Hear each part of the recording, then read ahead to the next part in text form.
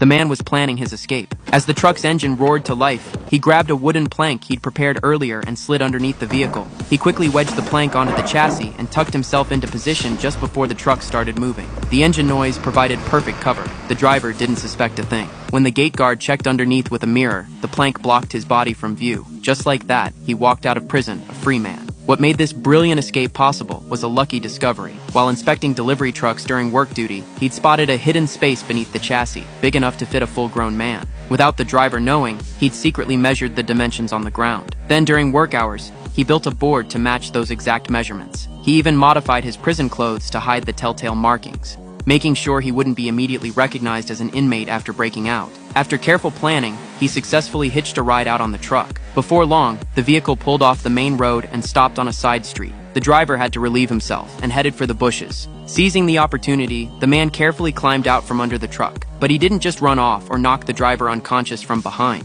Instead, he hid behind the tires. When the driver returned, he circled around to the back of the truck, staying completely out of sight. The driver never had a clue. As the truck pulled back onto the road, the man bolted into the woods like a fish returning to the ocean. His name was Jeffrey Manchester, one of the most legendary and theatrical serial robbers in American history. People called him the Rooftop Bandit. His MO was unique. While other criminals went through the front door or smashed windows, Jeffrey took the unconventional route through the roof. His targets were usually fast food joints like McDonald's or KFC. These places had no security guards, plenty of cash, and easy access. He'd break through the roof in the middle of the night and wait up in the ceiling until dawn. When employees opened up for business in the morning, he'd drop down, pull out a fake gun, and take control. Good morning, team. No. Don't be scary.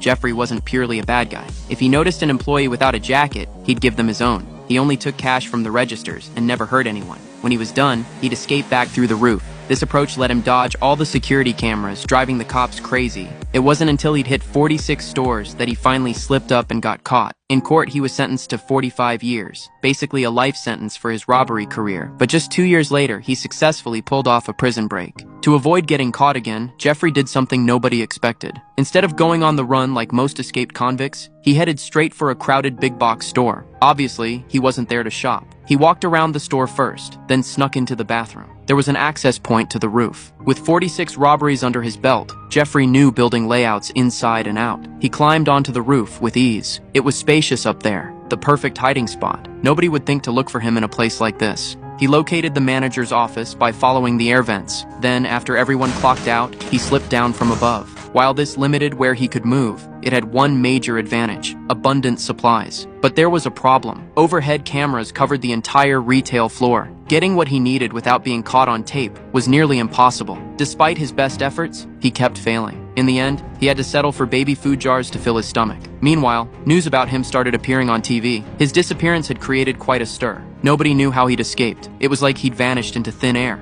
Even the cops were stumped. Some people even mythologized him, calling him an absolute genius. But Jeffrey knew the truth. Right now, he had to lay low. Outside, swarms of police were waiting for him, so he obediently returned to the roof and stayed there for an entire day. By the second night, he was getting worried about food. The baby food tasted terrible, and all the good snacks were within camera range. That's when he noticed an instruction manual for the surveillance equipment nearby. Following the directions, he fiddled with the controls and accidentally shut off the recording function. He was thrilled. He made a mad dash for the snack aisle. He didn't have to worry about getting caught anymore. Right now, the entire store was his playground. Better yet, while wandering around, he discovered an even better hiding spot. Behind the bicycle racks was a neglected dead space. The dust showed that nobody ever came back there. It was separated from the outside world by just a single wall, but nobody would ever imagine someone was living inside. Jeffrey slept during the day and came out at night. He turned his sleeping area into a secret base and completely replaced everything he owned. Jeffrey went wild in the store and almost couldn't stop himself. But when he saw baby monitors on the shelves, an even crazier idea popped into his head.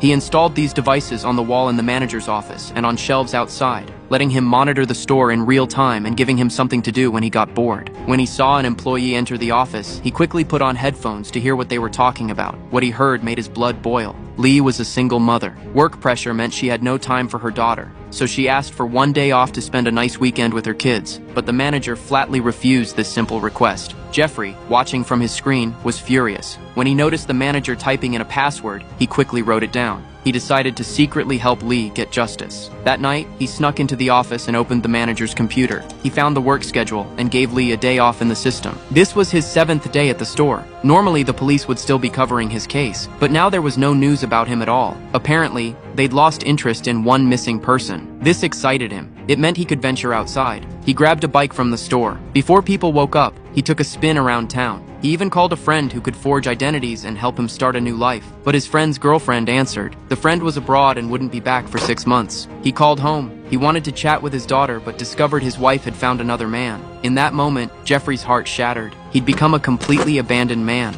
Worse yet, the store manager seemed to notice something was off. Some products had mysteriously disappeared in large quantities. The manager didn't know who did it, so he blamed a staff member who loved snacks. Lee stepped in to defend him. She also invited the manager to donate some damaged toys to the church. These toys would go to kids who needed them, but the manager agreed 1 second and tossed the flyer in the trash the next. Witnessing this, Jeffrey decided to do something, partly to show his apology. He collected some toys and left them outside the donation event. He planned to drop them off and immediately return to the store. After all, he was an escaped convict who could be recognized at any moment. But unexpectedly, event staff spotted him and enthusiastically brought him inside. Seeing hundreds of people singing and dancing, Jeffrey panicked a bit. If someone discovered he was a convict, he'd be done for. Luckily, he spotted Lee in the crowd. Watching her sing earnestly on stage instantly calmed him down. Her every smile and expression was magnified infinitely in Jeffrey's eyes. In that moment, he felt something strange stirring in his heart. After the event, the organizer thanked him for his generosity and introduced him to Lee. Although he'd seen her before, meeting her face to face gave him an inexplicable thrill. A few days later, they attended a singles party. Surprisingly, it was full of beautiful women. Oh, okay. I thought this was a singles brunch, not a supermodel brunch.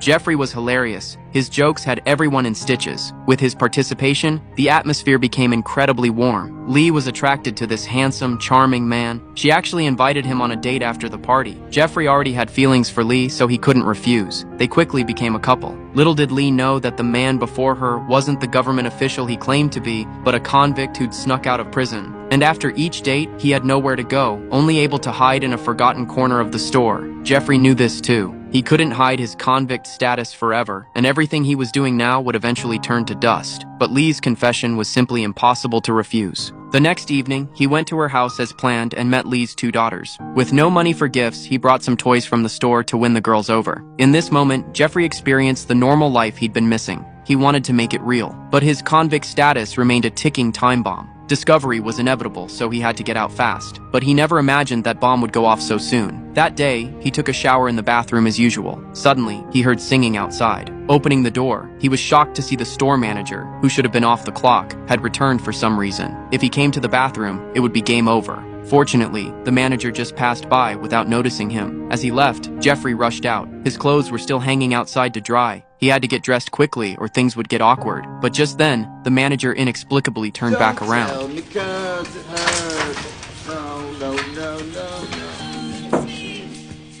What the fuck? Huh? What?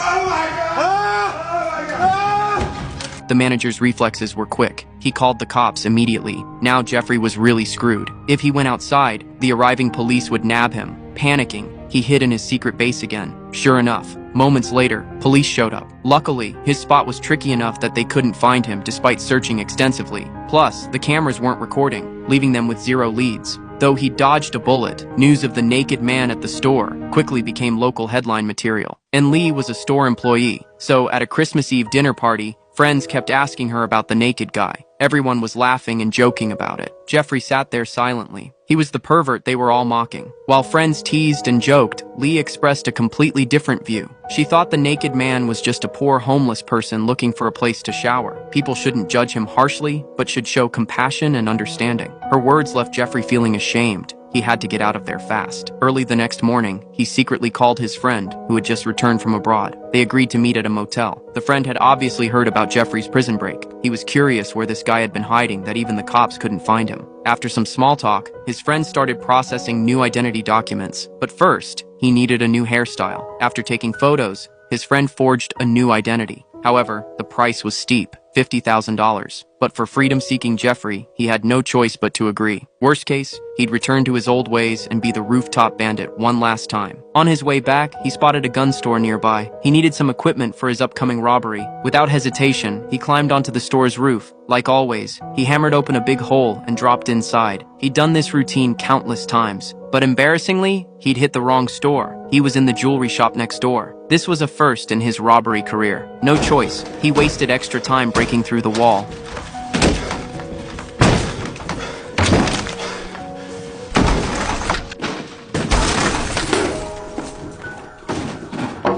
The gun store had a sophisticated automatic alarm system. He had to move fast. After grabbing a pistol, mask, and bulletproof vest, he prepared to escape through the front door. But the bulletproof glass was too strong. He was trapped inside. At that critical moment, his earlier mistake actually saved him. The store had a Buddha statue. Jeffrey didn't hesitate to pick it up.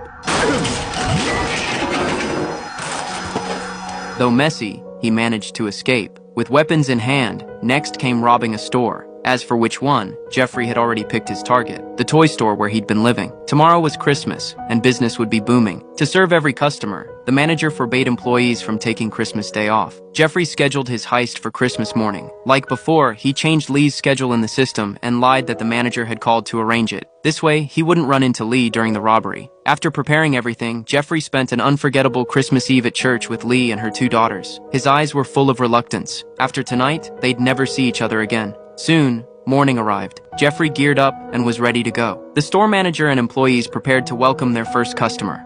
Good morning, Toys R Us employees. Hello, this is the police. You guys gonna know you got an alarm going off back there?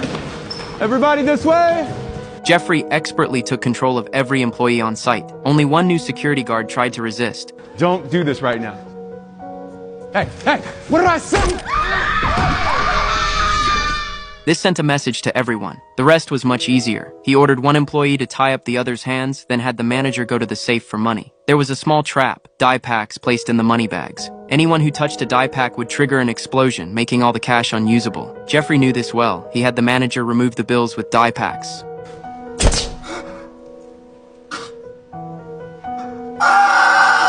After finishing, he grabbed the money bags and prepared to leave quickly. Passing by the employees, he saw the guard from earlier had passed out, covered in blood. He felt bad, plus another employee was loudly begging him to call for help. Jeffrey hesitated. After thinking it over, he finally ran to the register and picked up the phone. But right then, a familiar voice came from behind him. It was Lee. Unexpectedly, she'd come to work early. They locked eyes. Lee was shocked. Though Jeffrey wore a mask, she seemed to recognize him. Without speaking, they both ran out of the store. Lee's appearance caught Jeffrey completely off guard, but he couldn't worry about that now. He ran into the woods with the money. He found his friend and handed over the $50,000. His friend kept his word. All the documents were ready. He also reminded Jeffrey to reach Chicago by 11 a.m. tomorrow. Early the next morning, Jeffrey hit the road, but he'd barely driven anywhere when Lee called. He couldn't bear to abandon her, so he answered, pretending nothing had happened. On the other end, Lee didn't mention the robbery, as if she hadn't recognized him as the robber. She invited him to Christmas dinner. Jeffrey instantly hesitated. Moments later, he turned the car around, wanting to see his beloved one more time. But as soon as he knocked on the door, a SWAT